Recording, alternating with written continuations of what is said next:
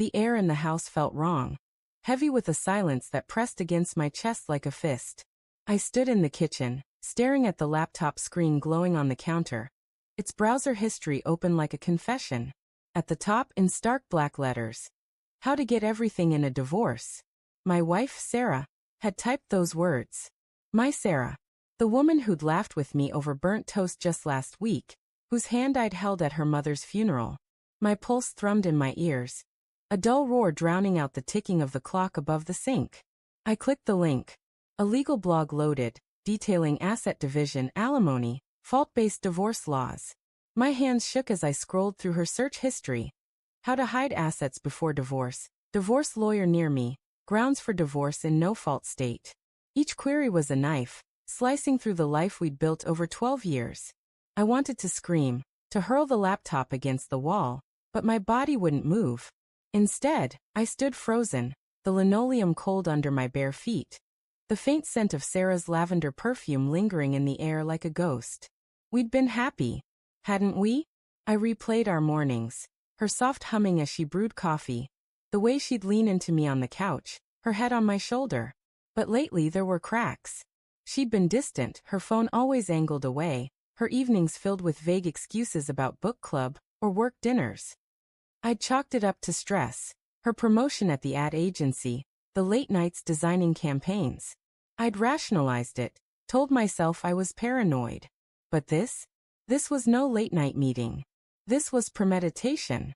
I closed the laptop, my breath shallow. The house was too quiet without her. She'd texted earlier, saying she'd be late again. Client dinner, don't wait up. I'd believed her. God, I'd believed her every time. But now, doubt gnawed at me, a rat chewing through the wires of my trust. I grabbed my keys, my coat, my heart pounding with a mix of dread and fury. I had to know. The drive to her office was a blur, city lights smearing across the windshield like tears. Her ad agency was downtown, a sleek glass building that glowed against the dusk.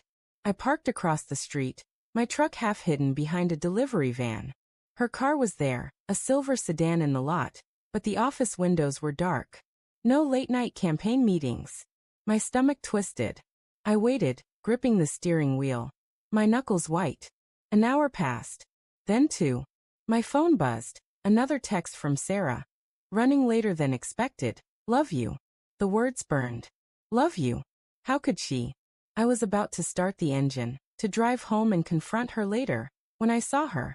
She stepped out of a side exit, her coat draped over her arm, her hair catching the streetlight's glow. She wasn't alone. A man followed her, tall, broad-shouldered, in a tailored suit. He laughed, his hand brushing her lower back as they walked to her car. My throat tightened. I knew him. Mark. Her boss. They didn't kiss, didn't embrace, but the intimacy in their movements was unmistakable. The way she tilted her head toward him, the ease of his touch. I wanted to be wrong. I wanted it to be a misunderstanding, a friendly colleague moment. But then she leaned closer, her lips near his ear, whispering something that made him smile. My vision blurred, rage and heartbreak colliding like a storm in my chest. I fumbled for my phone, snapped a photo through the windshield, the timestamp glowing, 9:47 p.m. I didn't confront them. Not then. My mind was a tangle of questions. How long? Why? Was it my fault? I drove home, the photo burning a hole in my pocket. The house felt emptier now, the silence louder. I sat on the couch, staring at the framed photo of us on our honeymoon. Her smile wide, my arm around her. Had it all been a lie? Sarah came home at midnight, her heels clicking softly on the hardwood. You're still up, she said, her voice light, practiced. She dropped her purse on the counter, avoiding my eyes. Long dinner, I said, my tone flat. I watched her closely, the slight tension in her shoulders, the way her fingers fidgeted with her bracelet. Yeah, clients can be exhausting. She laughed, but it was thin, nervous. I'm beat. Heading to bed. I didn't follow her. I opened the laptop again, the search history still there, a digital trail of her betrayal. I spent the night digging, her email, her texts, anything I could access. It wasn't hard. She'd never changed her passwords. There were messages to Mark, subtle at first, then bolder. Missed you last night, can't wait for Friday. My chest ached, each word a fresh wound. But it was the email to a divorce lawyer that broke me. I want to protect my assets and ensure I come out ahead. Can we discuss fault-based grounds?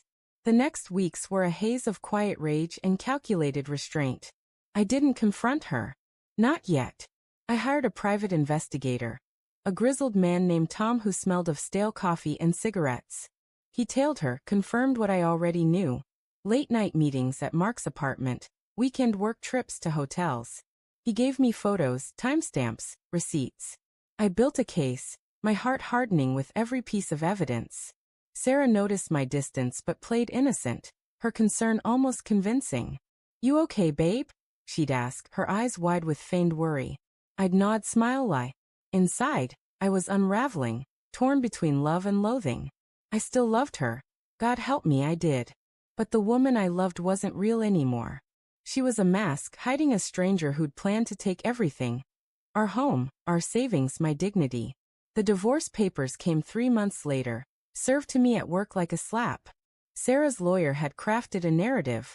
I was neglectful, emotionally distant, at fault. She wanted the house, alimony, half my pension. My hands shook as I read the demands, but I wasn't surprised. I'd prepared for this. In court, Sarah sat across from me, her face composed, almost serene. Mark wasn't there, but I felt his presence in her confidence, the way she avoided my gaze. Her lawyer spun a tale of a crumbling marriage, painting me as the villain. I listened, silent, my attorney calm beside me. When it was my turn, I didn't speak. My lawyer did, presenting the evidence with surgical precision. Photos, texts, hotel receipts, the private investigator's report. The courtroom grew still, the air thick with tension. Sarah's face paled, her composure cracking as the judge reviewed the documents. "Your Honor," my lawyer said, "my client seeks a fault-based divorce on grounds of adultery. We also request full asset disclosure to ensure no funds were hidden, as suggested by the defendant's search history." He slid a printout across the table, her Google searches, time-stamped, undeniable. Sarah's eyes met mine, wide with panic, then shame. She opened her mouth, but no words came. The judge's voice was cold, methodical, outlining the consequences of her actions. No alimony. Equitable asset division. The house would be sold, proceeds split. Her lawyer stammered, unprepared for the counterattack. As we left the courtroom, Sarah grabbed my arm, tears streaming down her face. "I'm sorry," she whispered, her voice breaking. "I didn't mean for it to happen like this." I pulled away, my heart a stone. "You Googled how to take everything," I said, my voice low, steady. "You didn't just betray me. You planned to destroy me." She sobbed, but I walked away, the weight of her betrayal lifting with each step. The victory wasn't sweet, it was bitter, laced with loss. I'd loved her, built a life with her, and now it was ash. But as I stepped into the sunlight, the city buzzing around me, I felt something new, freedom. Not from her, but from the lie I'd been living.